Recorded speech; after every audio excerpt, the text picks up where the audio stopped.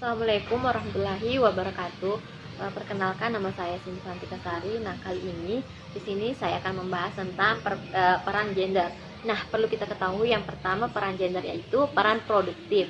Nah, peran produktif merupakan peran yang dilakukan oleh seseorang menyangkut pekerjaan yang menghasilkan barang dan jasa untuk dikonsumsi maupun untuk diperdagangkan, sering disebut peran sektor publik. Nah, yang kedua yaitu peran reproduktif. Nah, peran reproduktif ini merupakan peran yang dijalankan oleh seseorang untuk kegiatan yang berkaitan dengan pemeliharaan sumber daya manusia dan pekerjaan rumah tangga, sering disebut juga peran di sektor domestik. Nah, yang ketiga yaitu peran sosial. Nah, peran sosial di sini merupakan peran yang dilaksanakan oleh seseorang untuk berpartisipasi dalam kegiatan sosial masyarakat.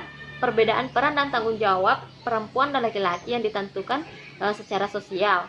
Nah, gender berhubungan dengan persepsi dan pemikiran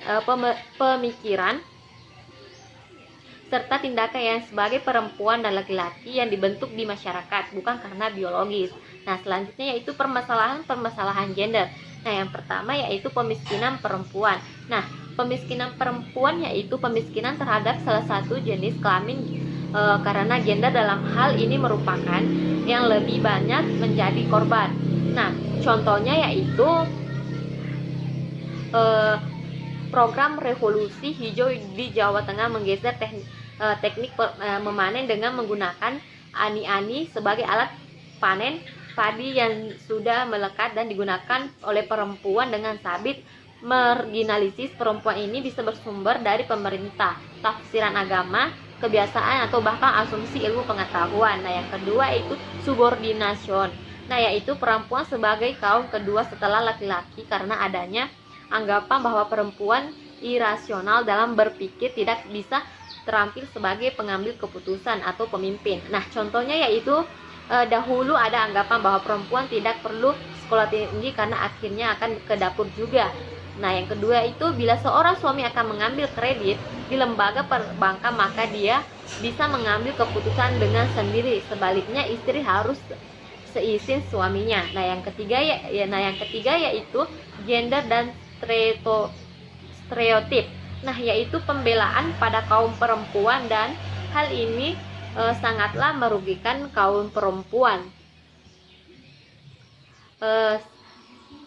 Bisa diambil contohnya itu bila perempuan bersolek mencari perhatian kaum laki-laki, sehingga jika ada seorang yang diperkosa, maka yang disalahkan adalah perempuan tersebut. Nah, yang keempat itu gender dan kekerasan.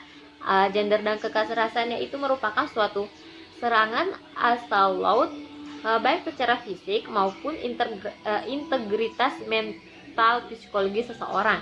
Nah, contohnya yaitu gender related violence atau kekerasan terhadap gender yang disebabkan karena kekerasan seperti pemerkosaan, perbuatan seorang untuk memenuhi kebutuhannya seksual dan cara orang lain tanpa kerela yang bersangkutan. Selanjutnya yaitu ketidakrelaan. Ini seringkali tidak nampak karena berbagai faktor seperti ketakutan, malu, terpaksa karena ekonomi, sosial maupun budaya. Selanjutnya penyiksaan terhadap alat kelamin, pelecehan seksual.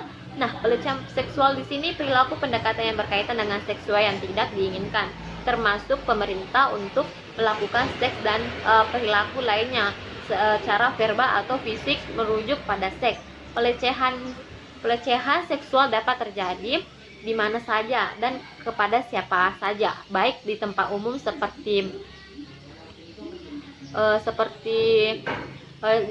bis, pasar, sekolah, kantor, maupun lainnya. Nah, sekian dari pembahasan peran gender yang saya jelaskan tadi. Nah, mudah-mudahan bermanfaat. Nah, saya akhiri dengan ucapan wabillahi taufiq wal hidayah. Assalamualaikum warahmatullahi wabarakatuh.